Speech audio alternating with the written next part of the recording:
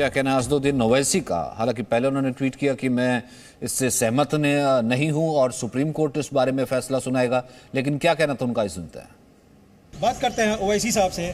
ओवैसी जी, हिजाब को लेकर पहले जितना विवाद था, आज कर्नाटक हाई कोर्ट ने उस पर विराम लगा दिया अपनी तरफ से और कहा है कि जो स्कूल का ड्रेस कोड है वही सब पर लागू होना चाहिए, यानी हिजाब विवाद का कर्नाटक हाई कोर्ट ने अपनी तरफ से नहीं। देखिए सुनिए, हम इस जजमेंट से डिसएग्री करते हैं, इसको सही नहीं मानते हैं। हमारा संवैधानिक राइट है और हम क्यों कह रहे हैं, क्योंकि ये ऑनरेबल हाई कोर्ट का जजमेंट फंडामेंटल राइट जो संविधान में है उसको सस्पेंड करता है। कौन से?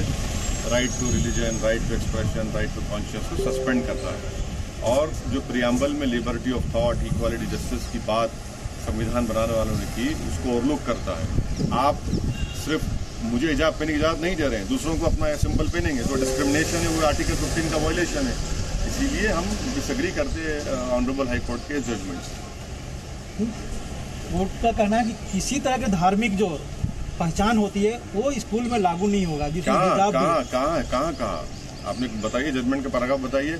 भाई देखिए, अगर मैं हिजाब कर रहा हूँ तो हार्म थ्योरी हो रही है क्या? हार्म किसको तकलीफ हो रही है? हार्म हो रहा है, किसी को हार्म नहीं हो रहा है ना। चलिए, अगर कोई रोड पे चक्का जाम कर रहा है, वायलेंस करता है तो वो तो गलत है। ये तो पहन कर आने में तकलीफ क्या हो रही है? और गवर्नमेंट के आंकड़े बताते हैं, सरकार के, मोदी सरकार के, कि 3 प्रदेश भारत में है जिसमें कर्नाटक और तेलंगाना है, जिसमें मुसलमान लड़कियां हिंदू लड़कियों के बराबर हाई स्कूल्स, प्राइमरी स्कूल में शिक्षा हासिल कर रही हैं। उनका अटेंडेंस आप उनको रोक रहे हैं। आप तो ऐसा सिचुएशन क्रिएट कर रही है, हिजाब पहनो या स्कूल को जाओ। अरे भाई, कर्नाटका में इंजीनियरिंग कॉलेज में एक लड़की ने इंजीनियरिंग में 12 गोल्ड मेडल जीते हिजाब के साथ। तो आप कल्चर के खिलाफ क्यों जा रहे हैं?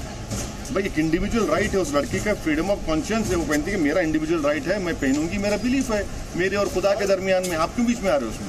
लेकिन वैसे जी, कर्नाटक हाई कोर्ट जब न्यायालय ने इस तरह का फैसला दे दिया, उसको भी आप एक्सेप्ट नहीं कर रहे हैं? हाँ, तो मेरा फंडामेंटल राइट है।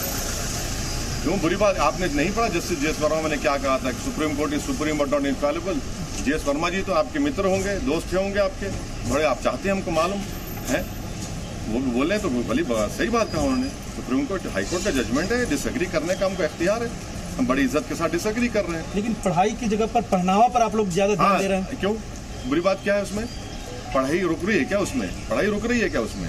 पढ़ाई तो नहीं रुक रही है ना। देखिए, इंग्लैंड में चर्च के स्कूल्स हैं, इंग्लैंड में उनका यूनिफॉर्म है, वो क्या कहते हैं, यूनिफॉर्म भी पहनो और उसी यूनिफॉर्म का हिजाब पहनो। इंग्लैंड के चर्च के स्कूल में यही सरकार, मोदी सरकार ने, आयरलैंड की सरकार ने जब आयरलैंड की पुलिस को इजाजत दी कि पकड़ी और हिजाब पहने, आपने वेलकम किया था। आप क्यों आज वेलकम नहीं कर रहे हैं? वहीं केंद्रीय संसदीय कार्य मंत्री प्रहलाद जोशी ने हिजाब पर फैसले का स्वागत किया है। वहीं रविशंकर प्रसाद ने विरोध करने वालों को हिदायत दी है कि फैसले को महिला सशक्तिकरण के तौर पर देखें। हाईकोर्ट का इस निर्णय का मैं स्वागत करता हूं।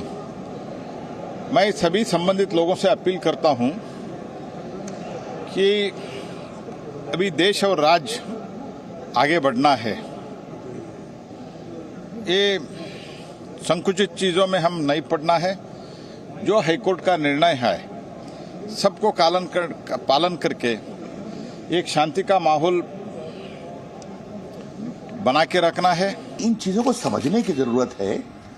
राजनीतिक स्वार्थ और बायस के ऊपर इसको महिला सशक्तिकरण के रूप में देखना चाहिए और उस दिशा में मैं आज के निर्णय का बहुत ही स्वागत करता हूं और शांतिपूर्ण तरीके से इसका समाधान निकला है वैधानिक रूप से, ये स्वागत है। वहीं हिजाब विवाद पर कर्नाटक हाई कोर्ट के फैसले पर केंद्रीय मंत्री मुख्तार अब्बास नकवी ने कहा है कि हिजाब विवाद एक साजिश है। वहीं इस्लामिक स्कॉलर यूसुफ अब्बास ने कहा है कि हिजाब हमारे धर्म का हिस्सा है। देखिए, हिजाब को लेकर जो हारा हंगामा था वो शुद्ध रूप से साजिशों और षड्यंत्रों से भरा हुआ था।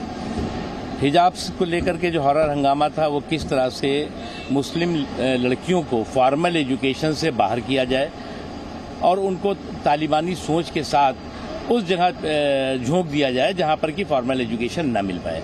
देखिए, कोर्ट के फैसले का हम सम्मान करते हैं और हम अपनी अदलिया पे शक नहीं कर सकते हैं, मगर हिजाब हमारे यहाँ धर्म का हिस्सा है और हमारे यहाँ इस्लाम मज़हब में हिजाब है, पर्दा है और इस्लाम मज़हब में हमारे लिए आइडियल रसूलुल्लाह की इकलौती बेटी जनाब फ़ातिमा ज़हरा सलामुल्लाह अलैहा हैं और उन्हीं ने हमें बताया है। हिजाब उनकी ज़िंदगी और उनकी सीरत हमारे लिए हुज्जत है।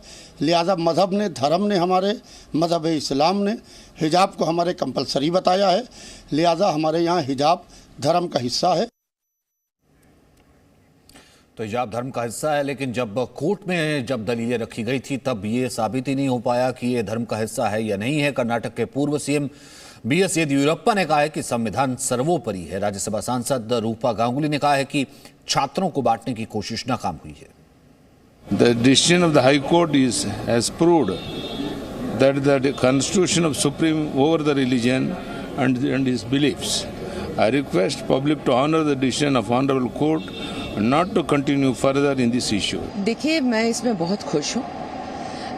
सिर्फ इसलिए नहीं कि ये मतलब जो मैं चाहती थी वही वर्डिक्ट आया। इसलिए खुश हूँ कि देश के बच्चे जो हैं ना, उनके मन में ये सब डिवाइसिव थॉट्स नहीं लाने चाहिए। Presenting B News app, available on Google Play and App Store. Download it now.